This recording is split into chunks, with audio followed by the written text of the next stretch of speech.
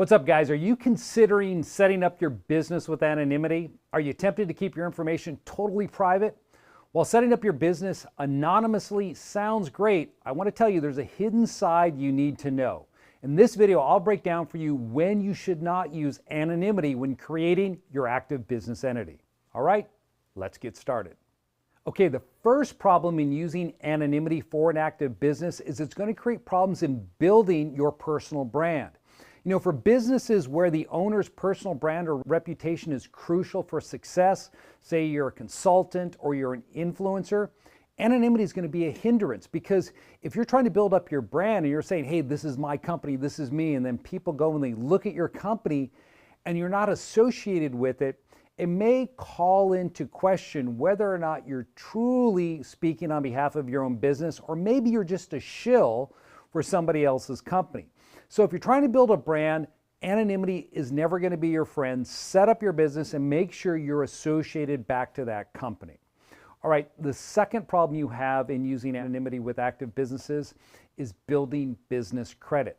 You see, when you set up a business with anonymity, what you're going to be doing is making sure that your name doesn't appear anywhere on that business entity, and you're going to be using a virtual business address. Now, these virtual business addresses that we use point to an address that a lot of other people are using.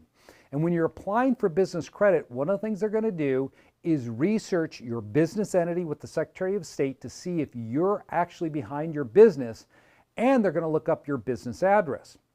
Now, when they don't see your name and they look up the business address and they notice there are 7,000 other businesses using that same address, that is going to tank your ability to build business credit.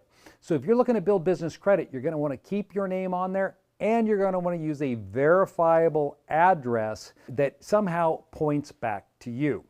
Okay, a third issue that you can come up with is banking issues. You know, when you're going to open up a bank account, when you have anonymity on your business entity, this can pose problems for many people in getting that account open. Because one of the things about being in an active business is that those types of accounts, it's just not about collecting rental income or holding cash. You're actually out there doing things where you're going to be looking at setting up a merchant account. So you want to be working with a bank that's going to be able to process those funds. Well, it makes banks really nervous when they start working with someone who is taking credit cards and they can't verify that you're actually behind that business. Or again, you're using that virtual business address and they look that up and they see there's a ton of businesses using it. They tend to think then possibly this is a scam, and they may not open up your account. So banking issues can become a problem for active businesses with anonymity.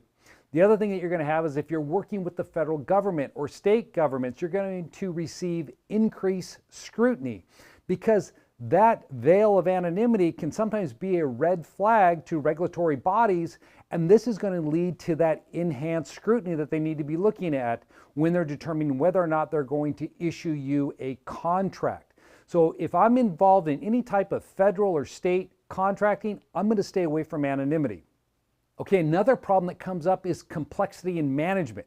I mean, anonymity often means additional layers of management or intermediary processes to maintain that anonymity, such as holding or having a Wyoming holding company in place. Now, when it comes to signing agreements and signing on behalf of that entity, that upper tier entity, which is your active business, if they want the owners of the business to sign, well, now it's not signing individually your name, you're actually putting another entity on there on which you're going to be signing on behalf of that entity. If you watch my videos where I talk about layering, you having a Wyoming company set up as a base entity, and then you have upper tier LLCs on top of that, that can get complex. Now, it works great on the investing side, but when you're out there running an active business and you have to sign agreements all the time, this can create problems for you, and that's probably why you should stay away from it. The other thing is going to be potential trust issues. So let's say you want to go into business or into a joint venture with another company, or potentially you want to bring in investors, or customers are going to be wary if they're looking at your business and they can't see you. So I think if you're looking to raise money or go into joint ventures with people, you're going to definitely want transparency, because transparency is often equated with trustworthiness in the business world. So that really plays into my last point, is that raising capital. Listen, investors want to know who they're investing in, and an anonymous setup might make it harder to raise funds or attract venture capital because for all the other reasons I listed, hey, you're saying, this is my company, it's me, I'm growing this business, but when they look at your company, they don't see you. That is going to be a potential red flag for someone when it comes to investing in another person's business. And if you think you need to raise capital, you're definitely not going to want to use anonymity in your business structure setup. I hope this helps you out because I get a lot of questions on whether or not someone should use anonymity for their business. And if you've got a regular business setup where the things that I mentioned are not important, most definitely anonymity can help you. Recently, someone wrote in and said, hey, can I set up a anonymity structure for my online retail business? Yeah, in that case, it makes sense to do that. Or maybe it's a auto repair business. You don't want people to know that you own it. Yeah, it makes sense there.